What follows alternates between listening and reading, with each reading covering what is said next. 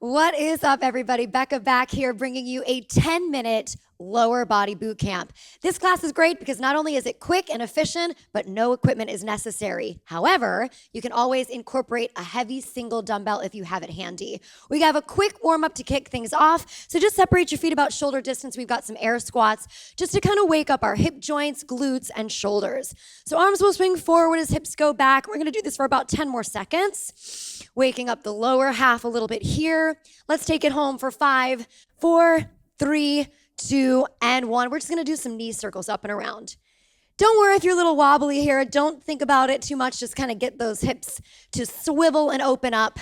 We're gonna take this about 4 more times. So let's go for 4 and 3, 2 more. And then meet me in the center and just draw your heels up to your booty. I love this one. Efficient way to kind of wake up and stretch the fronts of the legs. You can flex your feet, you can point your feet, whatever floats your boat here. And we're gonna do this for 4, 3, 2, 1. Now we're gonna dive right on in. So I want you guys to separate your feet just a smidge wider than we were. If you have that dumbbell, grab it now and hold it like a goblet in front of your chest. We're gonna start with a low, narrow squat. We're here for 45 seconds. Now, rather than speeding this up, what I want you to do is focus on the low and the press to the heels to rise.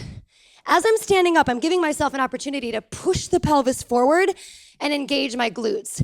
Also, we want to avoid rounding the small of the back. So keep your spine nice and long.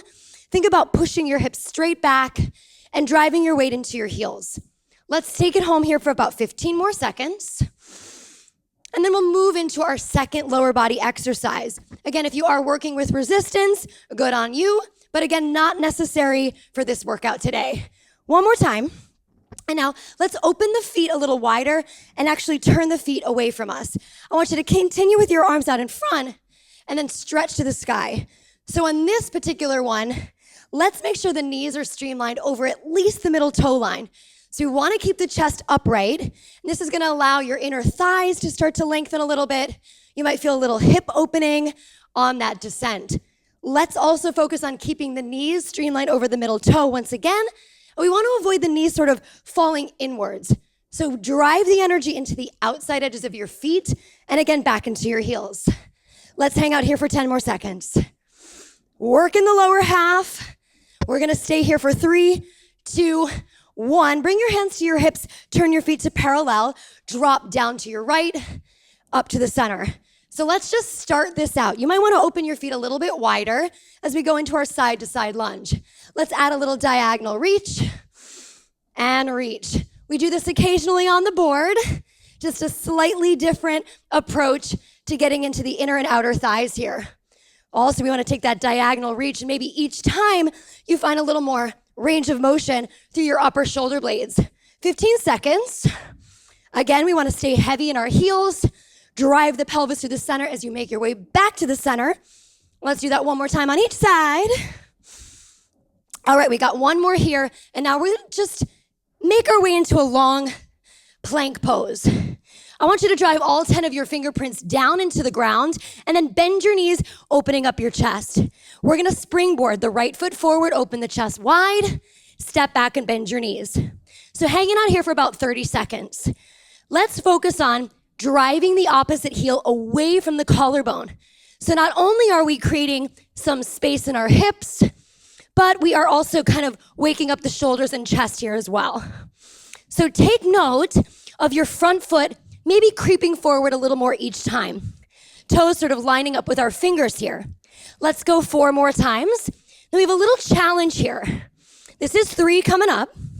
Use that springboard at the back. 2 more.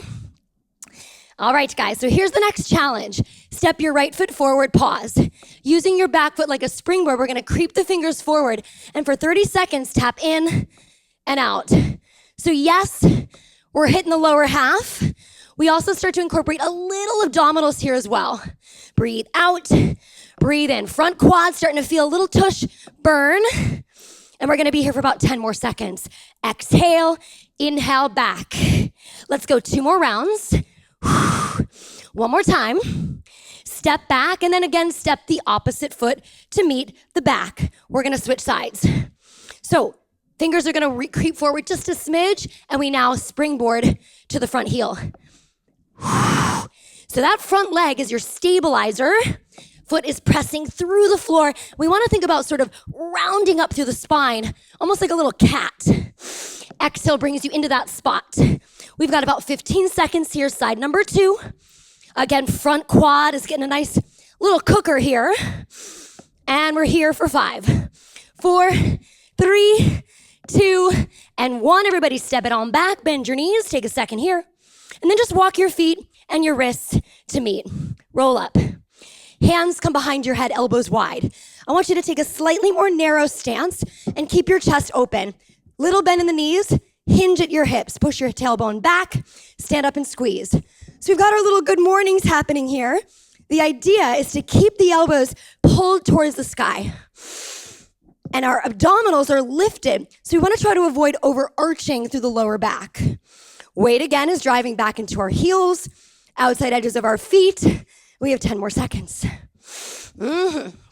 Okay, let's go 2 more times. Nice and tall to that posture. And on this next one, let's just stay upright. Turn your feet out and bring your fingers down. I want you to slowly descend. Touch the ground and hold. Pulse it, and then rise up. Let's do that again. Fingers are like blades. Try to touch the floor, keep the chest open, pulse, and then again, rise up. So think of this as like a slightly more narrow version of that wide sumo squat we did earlier. So we want to, again, try to pull the knees towards at least that middle toe line. Maybe they even pull back towards the pinky. If you're working with weights, maybe you just simply carry that single weight down in front like so, and then just yank it up at the top, your choice. Heart rate is definitely rising a little here as we go one more time. Good. Step your feet in. Let's all imagine we're gonna shave off the tops of our shins. Shoulders back, slight bend in the knees, and we've got our deadlift. So our good mornings hopefully woke up the lower back muscles. So similar approach here. Rather than thinking about, oh, I must touch the floor, I want you to think about opposition. Hips go back, head reaches forward, abs lift up and in. All right, so let's hang out here for another 30 seconds. You should start to feel a little hamstring stretch. A really perhaps inappropriate visual is splitting the seam of your pants. So I want you to really drive your butt cheeks away from your toes, and we're here for 15 seconds. And you might find you have a little bit more range of motion as your hamstrings start to kind of lube up a little bit. But again, don't try to find that fingers have to touch the floor. One more time. All right, bring your feet a little closer. Hands can come to center, elbows wide. Step your left foot back, squeeze your butt cheek, and then tap your knee to the floor.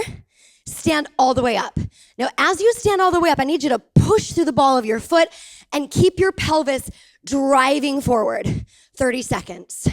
So I want you to feel a little bit of an active stretch on that left quad. Think about rising your heel higher as you come up to standing. If you've got that weight in hands, just hold it at the ends and create that extra resistance. We've got 10 more seconds on this leg. Try to keep the shoulder, hip, and the knee stacked. 5 seconds to go on this side.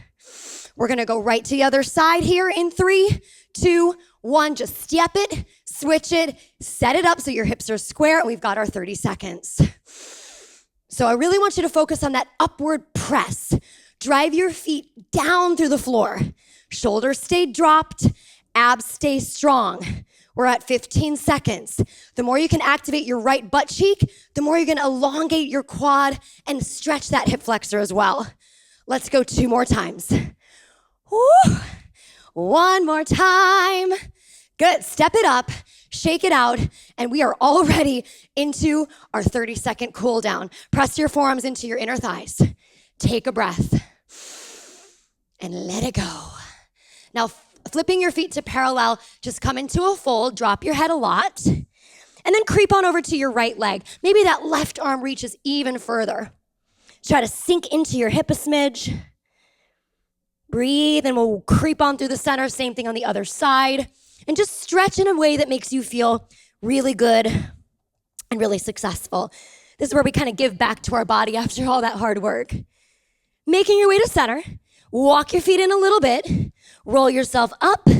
Reach to the sky. Bring your hands together. And that will do it for this 10-minute lower body boot camp, everybody. Well done. I will see you right around at the next workout. Until then, catch you later.